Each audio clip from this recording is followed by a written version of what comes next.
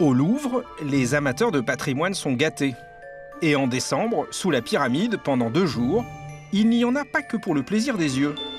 Un grand guide œnologique a rassemblé plus de 500 des meilleurs vins du monde. Des milliers d'amateurs se pressent pour venir tester tous ces grands crus. Parmi lesquels, de nombreux champagnes. Toutes les grandes maisons sont représentées et tentent de séduire un public très connaisseur. Et il y en a une qui a même fait venir sur son stand l'égérie de la marque. Une belle blonde, prénom Vitaly, qui n'est pas inconnue ici. Je crois que son nom est Tétinger. Vitaly Tétinger assume parfaitement son rôle d'ambassadrice. Très beau millésime, là vous allez goûter. Et vraiment des crus choisis parce qu'ils reflètent bien le style de l'année. Avec un style qui est toujours assez cavalier. Oui, c'est tonique. Ouais, il y a de la puissance. On avait à l'époque une publicité qui s'appelait l'Instant Tétinger avec une femme qui ressemblait à Grace Kelly. Et c'est une image qui nous a énormément suivis et finalement je pense que j'arrive un tout petit peu dans le prolongement de cette image. Aujourd'hui, cette grande maison de champagne mise sur le charme de la fille du propriétaire pour cultiver le côté glamour de la marque. Et en Champagne, d'autres s'y mettent. C'est une nouvelle tendance. Les champenoises de la nouvelle génération sortent de l'ombre. C'est de 2007. Comme Garance Thiénot, l'égérie de la marque fondée par son père. Et c'est aussi le cas de nombreuses vigneronnes, comme Charlotte de Souza. Ça marche? Ouais, bon, je vais regarder, ouais. Aujourd'hui, le champagne se découvre de nouvelles ambassadrices, glamour et pétillantes.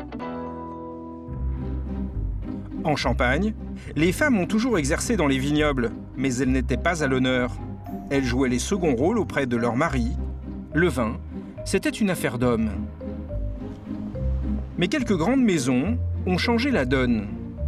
Ici, le lieu est chargé d'histoire. C'est le siège d'une ancienne abbaye. Et on y a le culte des ancêtres. Vitaly, la fille du PDG, n'est pas qu'une égérie. Elle est aussi directrice du marketing et de la communication. Ce jour-là, elle réfléchit avec un consultant à des investissements dans le sport. On pense qu'une façon d'exprimer le positionnement Tétinger pourrait être de dire que c'est le champagne qui peut tout bouleverser en un instant. C'est vrai qu'il y a, quand tu regardes le sport, des expressions qui sont très fortes. Ouais. C'est pas mal de jouer aussi sur ça. Et elle va enchaîner les rendez-vous. Aujourd'hui, avec ses prestataires venus lui présenter le nouveau coffret destiné à leur grande cuvée. Ah ben génial. Non mais je suis contente de le découvrir enfin. Ah oui. Bah oui. Ce nouveau produit. Ce nouveau coffret, il est vraiment... Ah, c'est une bête. Si elle achète des prestations haut de gamme, c'est qu'elle est assise sur un véritable trésor, une cave d'exception. Et là, on entre donc dans le niveau le plus ancien. Et il y a du champagne depuis quand ici alors? Depuis des siècles et des siècles? Depuis des siècles et des siècles. C'est beau, hein? Ouais. T'as l'impression d'être dans une cathédrale. Ouais. Ces caves sont inscrites depuis peu sur la liste du patrimoine mondial de l'UNESCO. Des galeries à perte de vue, creusées au IIIe siècle, sur plusieurs niveaux. Là, la température est contrôlée ou elle est naturellement... Elle est constante. Ouais. Naturellement. Naturellement. Elle est à 12, tu vois. 12. Là, c'est impossible de savoir le nombre de bouteilles qu'il y a. Si, tu vois, regarde, là, il y a 72 212 bouteilles. Dans cet alvéole, un étonnant pactole, en liquide, mais avec des bulles. 72 000 bouteilles rien qu'ici, et il y en a bien d'autres ailleurs. Toutes ces grandes cuvées seront revendues chez les cavistes autour de 130 € l'unité quand même. Papa ? Et à ce prix, la qualité doit être au rendez-vous. C'est l'avis du père de Vitaly, Pierre-Emmanuel Tétinger, le président de la société depuis 2007. Alors, le fait que Vitaly soit au service de la marque en tant qu'égérie et aussi elle a bien d'autres fonctions dans la société, c'est un atout considérable. Mais nous n'oublions jamais que la vraie star de la maison, ce sont nos cuvées et nos bouteilles. On peut avoir le plus joli sourire du monde, les plus beaux talents, la plus belle personnalité. Si le champagne n'est pas reconnu comme étant excellent par nos clients, tout ça tombe à l'eau. Et en Champagne, L'exemple de cette grande maison fait des émules. 5000 petites marques, celles des vignerons indépendants, n'ont quasiment pas de budget de communication. Alors quelques-unes misent aussi sur une part de féminité pour sortir du lot.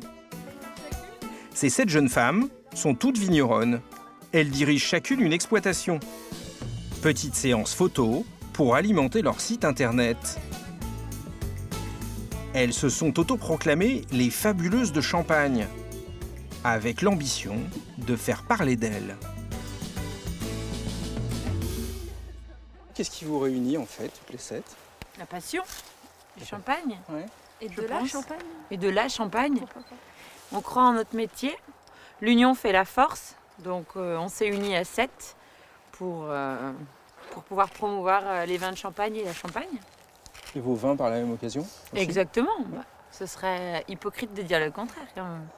Ouais. Ces vigneronnes ont entre 24 et 42 ans.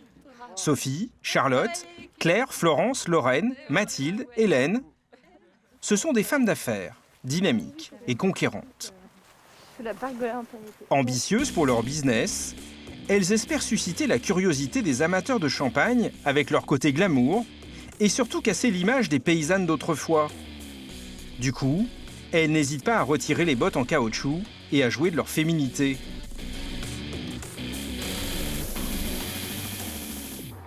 Coucou Sophie, vous êtes où?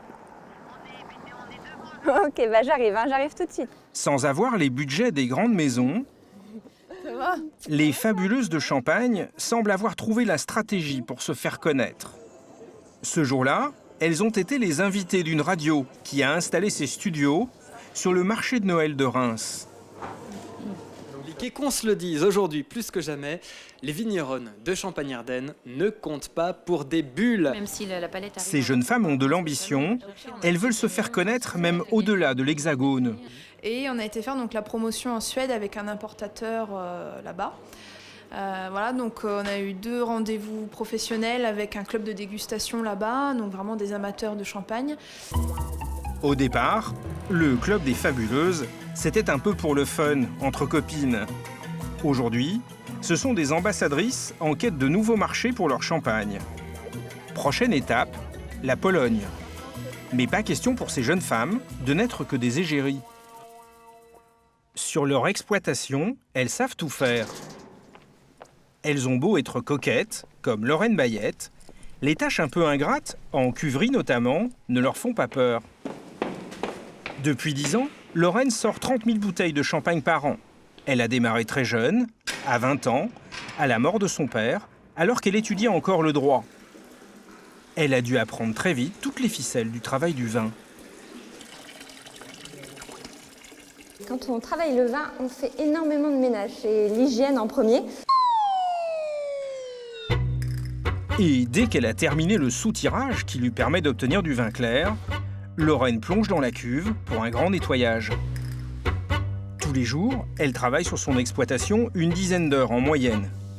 Et c'est plutôt sportif.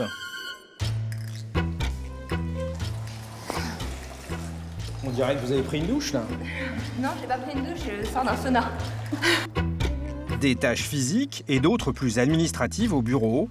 Et surtout, comme la plupart des vigneronnes, elle reçoit aussi ses clients à qui elle fait visiter l'exploitation. Et c'est comme ça qu'elle écoule sa production. Les bouteilles sont stockées ici. Et le champagne va rester plusieurs années sur latte. On laisse vieillir nos champagnes des années, des champagnes qui ont déjà bien vieilli en cave. Vous en mettez combien par... Là, par palette, vous avez 500 bouteilles par palette. J'ai une bouteille La blanche, cave impressionne un peu les clients, mais ils ne sont pas étonnés que le vigneron soit une vigneronne. Souvent, les femmes, c'est le commerce, alors que là, c'est avec les bottes, taillées, vendangées. Non, mais c'est ça qui est mais très c'est bien bien. parce que ça vous étonne même plus qu'il y ait des femmes à la tête d'une exploitation. Bah non. Donc voilà, le plus dur du travail est fait, c'est rentrer dans les mœurs, les femmes et le champagne, une évidence. Mais le vrai test pour Lorraine, c'est au terme de la visite, la dégustation. Ces cuvées doivent plaire à ses clients. Comme les grandes marques où derrière, voilà, on a une marque, mais on n'a personne, on ne sait pas qui mettre derrière, on n'a personne, quoi. Donc là, c'est Lorraine derrière qui a fait tout le travail, donc, avec ses associés, donc c'est ça qui est intéressant. Et sur le plan gustatif, On veut se faire plaisir, ben on peut ouvrir facilement une bouteille, on ne sera pas déçu apparemment. Enfin là, je ne suis pas du tout déçu. Lorraine fait aujourd'hui tourner l'exploitation avec sa mère et sa jeune sœur. Leur champagne est devenu 100% féminin. Les 3 femmes ont tout de même une petite aide masculine pour quelques parcelles de vignes. Bonjour Monsieur Petit. Un ancien collaborateur du père de Lorraine, Serge Petit. Mais c'est un travail d'homme ou un travail de femme? Dans le temps, c'était que les hommes, mais maintenant, il y a les femmes. Il y en a qui travaillent bien. Les femmes ont toujours existé sur les exploitations familiales, elles ont toujours été là, mais le problème c'est qu'elles étaient dans l'ombre de leur mari. Donc elles travaillaient tout autant, sauf que c'est pas elles qu'on mettait en avant. Sauf qu'aujourd'hui, les choses vont un petit peu évoluer et on reconnaît notre travail, notre investissement, notre implication dans notre profession. À 30 km de là, une autre fabuleuse de Champagne, Charlotte de Souza, 26 ans. Elle a toujours voulu succéder à son père, à la tête de la maison familiale. Très à l'aise au milieu du personnel masculin, qu'elle dirigera lorsque son père prendra sa retraite. En ce moment, il y a beaucoup de commandes avec les fêtes de fin d'année qui arrivent, donc on est assez speed. Charlotte dirige la manœuvre. Il n'y a pas de temps à perdre. Par contre, ça s'entrechoque. Voilà, il y a déjà des jetons. Elle écoule 100 000 bouteilles par an. Donc 100 000 qui sortent de cette petite chaîne-là. Voilà, ouais, tous les jours, mon collègue fait du dégorgement, de l'habillage. Voilà. Des petites quantités tous les jours pour répartir le travail sur l'année. C'est un peu nos bébés, hein. On s'occupe de la vigne, on les ramasse, on presse, on voit le produit fini. Comme on disait tout à l'heure, c'est de la création. Là, on crée un produit, donc on est content, on veut qu'il soit réussi. Selon son père, l'apport de Charlotte sur l'exploitation est essentiel, notamment sur un point où lui n'excelle pas vraiment. D'ailleurs, il a un petit peu de mal à l'avouer. Moi, je suis encore une génération où on ne parle pas bien anglais, ou en tous les cas, on ne pratique pas, donc on a vite perdu. On fait quand même à peu près 60% à l'export et de plus en plus en anglais. Et donc là, c'est Charlotte qui a pris le relais très vite. Sur le plan commercial, Charlotte a effectivement des idées. Elle mise d'ailleurs sur un gros coup avec ses copines. Ce soir-là, elle a réuni chez elle ses complices de l'association Les Fabuleuses de Champagne. Elles ont décidé de créer un coffret avec une cuvée appartenant à chacune d'elles. Et elles doivent régler ensemble les derniers détails. Alors, les filles, comme ça, chacune viendra mettre sa bouteille. Les jeunes femmes ont soigné la présentation. Il y a même un visuel qui met en avant leur côté féminin. C'est vous, en fait? Ouais. Donc ici, nous avons Florence, avec le pupitre. Nous avons Claire, avec l'éprouvette. Lorraine et ses petites bottes roses. Nous avons toutes choisi un accessoire qui nous ressemble, qui correspond à notre personnalité, emblématique pour nous. On prend une petite... Un étonnant coffret contenant 7 cuvées. Je crois qu'il n'y a pas besoin de faire des... Chacune des jeunes femmes y dépose une bouteille de sa production. Et pour renforcer son côté inédit, elles vont aller jusqu'à dédicacer leur coffret. Moi, toi, ma signature, moi j'aurais signé comme ça, dans l'eau. Et comme elles vont le vendre au prix de 280 €, elles cherchent à nous convaincre que c'est un produit d'exception. Faites attention à ne pas baver. Les clients qui auront la chance, le privilège d'avoir une boîte des 7 fabuleuses, ça se mérite. Voilà. Ça permet de personnaliser notre offre. Donc c'est collector, c'est ça? Oui. Elles sont fières du premier coffret de l'histoire, avec les cuvées de 7 femmes vigneronnes. Et c'est surtout une surprise. Bon, alors ce soir, je voudrais boire une cuvée de Rocher-Bocam. Ah, mais c'est ma team, dis donc.